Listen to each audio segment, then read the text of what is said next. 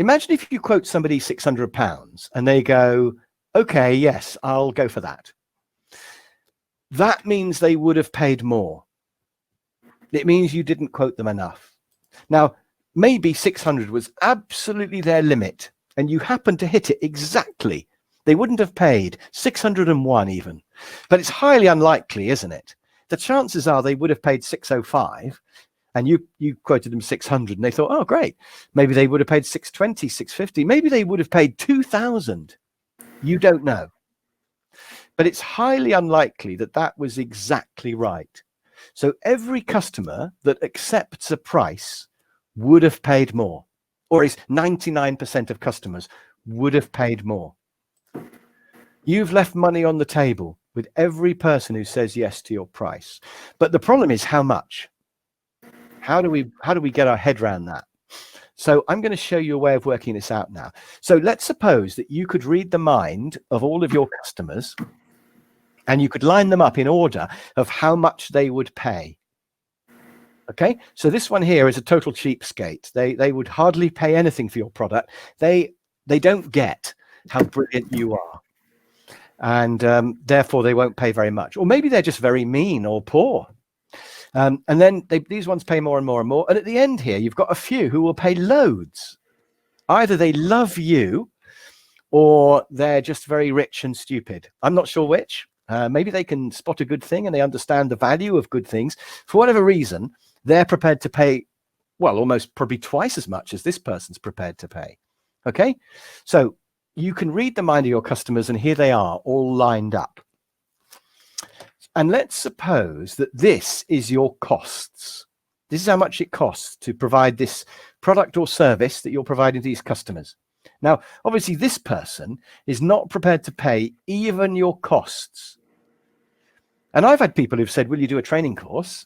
And we can only afford 200 quid. And I'm thinking, well, the petrol and the hotel to come travel to you and stay overnight and do the course is going to cost more than 200. So it's just not going to happen. And, you know, it's not their fault or mine. Maybe that's all their budget is. Maybe they've got hardly any money for whatever reason. So this is not going to happen. Now, this person can just afford to pay your cost. And all these people are prepared to pay more than your cost. So the question is, what price should we charge? So let's look at price number one. Suppose we charge this as price number one. What will happen? And the answer is that these two people here, well, and these obviously, these first four are going to say, well, I'm not paying that because it's more than they're prepared to pay. Everyone else is going to think, yeah, I'll pay that. In fact, these people are thinking, blimey, that's cheap. Whew, I would have paid much more than that green amount. So the answer is you're going to get 80% of your quotes are going to come in with a yes. But what have you lost? And the answer is you've lost this whole triangle of money here, haven't you? All that money you could have had. So this is you quote the 600 and they say yes, but they would have paid 605, 610. These people would have paid, 1,500. So we've lost a whole load of, although we've sold loads and that's great, we could have done better. Now, where is our profit on that?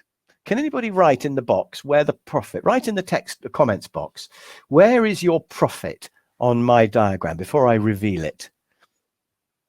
Anybody?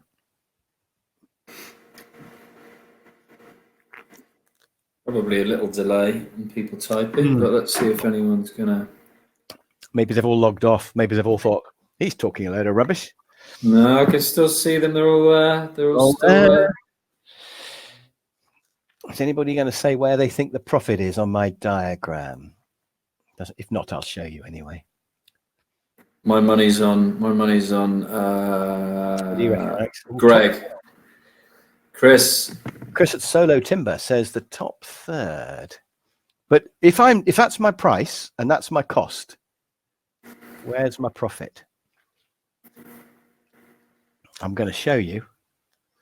Red, yeah, green minus red, X num lines above green. I think Fox is probably right. Between the lines. Yeah, the rectangle. Yeah. Absolutely. Well done, Abbas. From India, I seem to remember you were Abbas Sinha.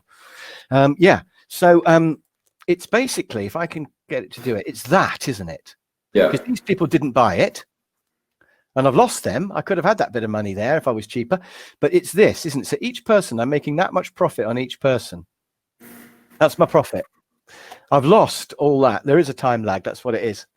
And I've lost all of this. Now, what should I do to be better? And the answer is charge more and see what happens.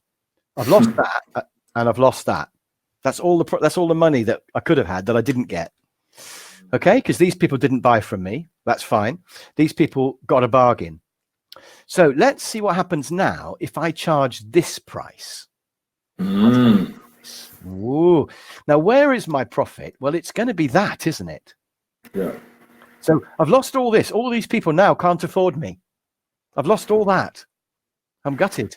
But this is my profit now. By the way, I've also lost. I'm still losing money on these people as well. But I've got this. Now, am I better off? And I think you can see that I am, because this is about half as long, but it's more than twice as high, isn't it? Can you see that? Also, I'm only doing half as much work. I'm making more profit for half the work.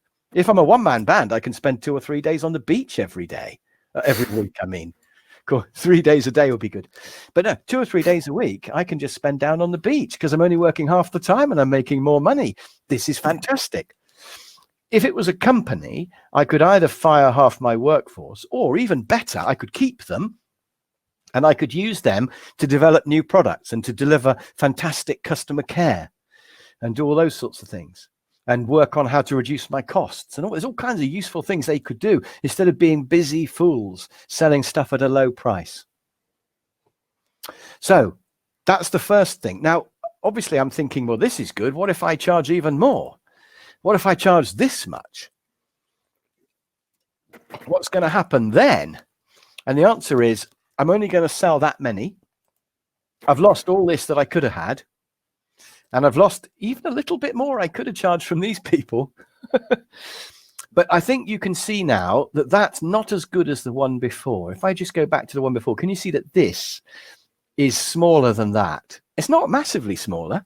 If you're a one-man band, you could actually make a bit less money, but have loads of time off, because this is all of, you're on the beach all week now. You're doing 1 day a week working, and you're making nearly as much money as you had when you worked 2.5 days a week.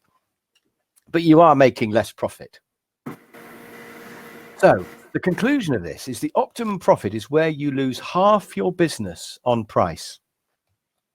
Okay, half your business. That's where you want to be. Now, sales won't like that. The salespeople will hate it. And if you're selling yourself, if you're a one-person band, you're going to feel gutted every time you quote a price. And 50% of customers say, sorry, I can't pay that. But you've got to hold the line, because that's your point of optimum profit, especially as the ones you don't get are actually going to be the higher maintenance people.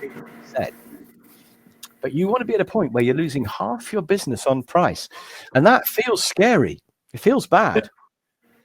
But always tell yourself, if you're succeeding with most of your quotes, your prices are too low, you're leaving money on the table for everyone else.